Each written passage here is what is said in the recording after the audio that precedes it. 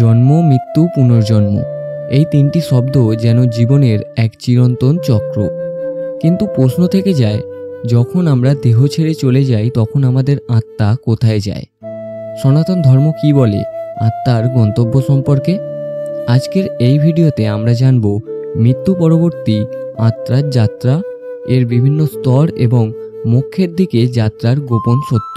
Hello guys, আমি শুভ রয়েছি আপনাদের সঙ্গে। আপনারা দেখছেন পুরাণ কাহিনীর আরও একটি নতুন ভিডিও। চলুন ভিডিও শুরু করা যাক। সনাতন ধর্মে আত্মাকে বলা হয় অমর। গীতায় ভগবান শ্রীকৃষ্ণ বলেছেন, আত্মাকে কাটা যায় না, পোড়ানো যায় না, শুকোনোও যায় না। এর না আছে জন্ম, না আছে মৃত্যু। আত্মা হলো চেতনার এক অংশ, যা পরমাত্মার সাথে যুক্ত। এই আত্মা জন্ম ও মৃত্যুর মধ্যে দিয়ে শরীর পরিবর্তন করে। যেমন মানুষ পুরনো জামাকাপড় ছেড়ে নতুন জামাকাপড় পরিধান করে। সনাতন ধর্ম অনুযায়ী মৃত্যু কোনো শেষ নয়, এটি একটি যাত্রার বিরতি মাত্র। যখন শরীর নষ্ট হয়ে যায় তখন আত্মা দেহ ত্যাগ করে এবং অন্য এক জগতে প্রবেশ করে। এই জগৎ হতে পারে পিতৃলোক, স্বর্গলোক, আবার এই পৃথিবীতেই পুনর্জন্ম।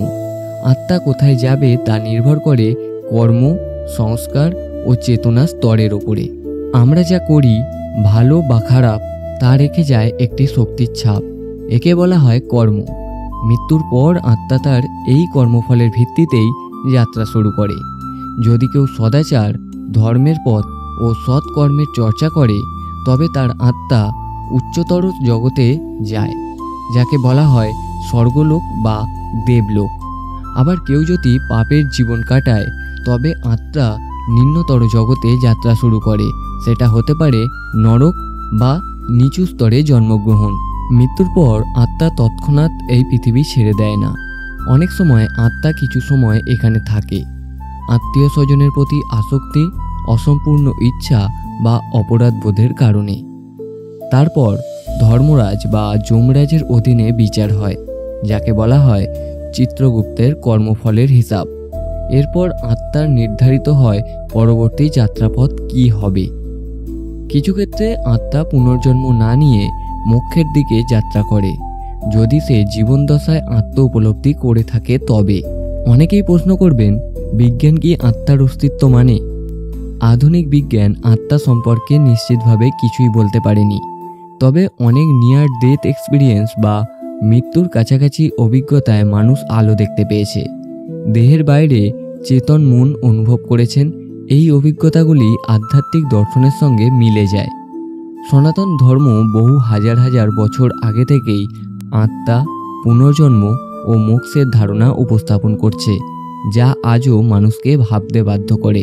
শেষ পর্যন্ত বলা যায়, মৃত্যুর পরে আত্মার যাত্রা নির্ভর করে তার জীবনকালীন আচরণ, চিন্তা ও কর্মের ওপর। আত্মা কোথায় যাবে তা আমরা নিজেরাই নির্ধারিত করি আমাদের প্রতিটি কাজের মাধ্যমে। এই পৃথিবীতে আমরা যা করছি তা প্রতিফল মৃত্যুর পর আত্মার গন্তব্য নির্ধারণ করে। তাই আসুন আমরা সৎপথে চলি, সত্যকে ধারণ করি এবং আত্মার মুক্তির পথকে আরও সহজ করে তুলি।